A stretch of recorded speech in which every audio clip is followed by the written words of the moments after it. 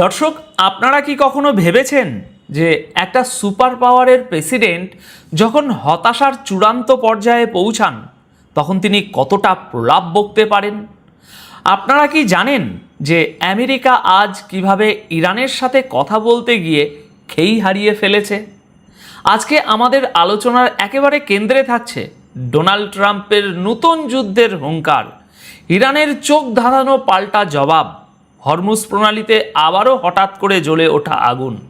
আসুন, এখানে একটা জিনিস খুব মনোযোগ দিয়ে বুঝতে হবে দর্শক। পশ্চিমা বিশ্ব আজ এমন একটা ফাঁদে পা দিয়েছে যেখান থেকে বের হওয়ার কোনো রাস্তা তাদের কাছে নেই। দর্শক, প্রেক্ষাপটটা আগে একটু ক্লিয়ার করি। দেখুন, পুরো পশ্চিমা বিশ্ব ভেবেছিল ইরান এবার ভেতর থেকে ভেঙে পড়বে। তারা ভেবেছিল লিডারকে সরিয়ে দিলেই বুঝি সিস্টেম কোল্যাপস করবে। এরপর একটা 60 দিনের যুদ্ধবিরতি আনা হলো যাতে ডিপ্লোম্যাসির নামে নিজেদের গোছানোর সময় পাওয়া যায়। কিন্তু দর্শক, বাস্তবে কি হলো এর ফল? খামেনির জানা যায় লাখো কোটি মানুষের যে বাঁধ ভাঙা ঢল নামল তা পশ্চিমাদের মেরুদণ্ডে রীতিমতো হিমস্রোত বইয়ে দিয়েছে। জুরিক থেকে ওয়াশিংটন সব জায়গায় পেন্টাগনের অ্যানালিস্টরা বসে বসে ঘামছেন এই ভেবে যে তারা তো একটা দেশের নেতাকে মেরেছে, কিন্তু সেই দেশের কোটি কোটি মানুষের ভিতরে যে অ্যান্টি ওয়েস্ট আগুন জ্বালিয়ে দিয়েছে, সেই জ্বলন্ত আগুনটা নেভাবে কে? আর ঠিক এই নার্ভাসনেস থেকেই ডোনাল্ড ট্রাম্প আজ তার ওভাল অফিস থেকে নতুন করে গর্জে ওঠার নাটক শুরু করেছেন। আন্তর্জাতিক সংবাদ মাধ্যম রয়টার্স আজ 7ই জুলাই সকালে একটি চাঞ্চল্যকর খবর প্রকাশ করেছে, যার শিরোনাম হলো Trump says there will either be a deal with Iran or US will finish the job. একই দিনে অর্থাৎ আজ 7ই জুলাই ইসরায়েলি গণমাধ্যম জেফিড তাদের শিরোনাম করেছে negotiate or face annihilation, Trump signals quick military end game if Iranian leadership rejects accord. খবরের মূল কথা হলো, ডোনাল্ড ট্রাম্প আজ ওভাল অফিসে বসে সাংবাদিকদের বলেছেন আমেরিকা হয় ইরানের সাথে একটা চুক্তিতে পৌঁছাবে, আর না হয় তারা কাজ শেষ করে দেবে। ট্রাম্পের ভাষায় এই কাজ শেষ করাটা নাকি খুব একটা কঠিন কিছু না। তিনি রীতিমতো দম্ভ করে বলেছেন আমেরিকা চাইলে মাত্র 1 ঘন্টার মধ্যে ইরানের সমস্ত ব্রিজ উড়িয়ে দিতে পারে, তাদের এনার্জি সাপ্লাই বা বিদ্যুৎ কেন্দ্রগুলো ধ্বংস করে দিতে পারে। ট্রাম্প আরও বলেছেন যে তিনি নাকি চুক্তি করতেই বেশি আগ্রহী, কারণ তিনি 9 কোটি 10 লক্ষ ইরানি নাগরিকের কোনো ক্ষতি করতে চান না।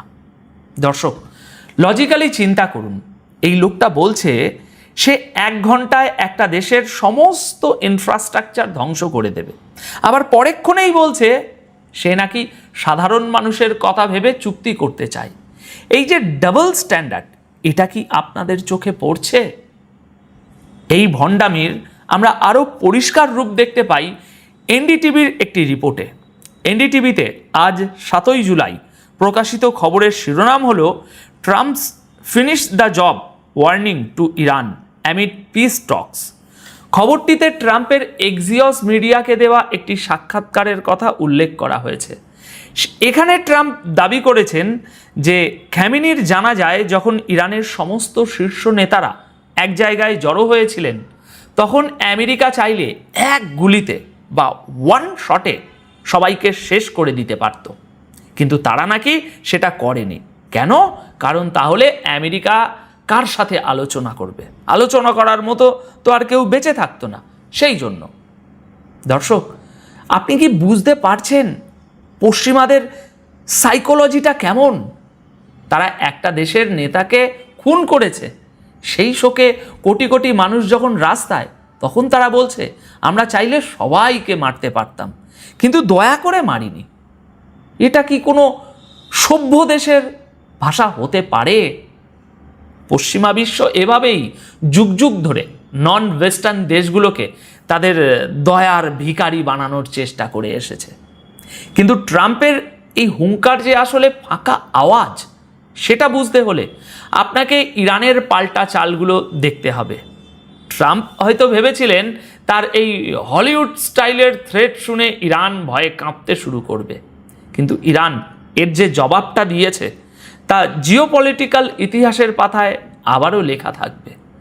প্রেস টিভিতে 7 জুলাই আজ প্রকাশিত খবরে ইরানের সুপ্রিম ন্যাশনাল সিকিউরিটি কাউন্সিলের সেক্রেটারি মোহাম্মদ বাঘের জোলকাদার একটি কড়া স্টেটমেন্ট তুলে ধরা হয়েছে এই প্রতিবেদনের শিরোনাম হলো speak with respect mister Trump or Iranians will reply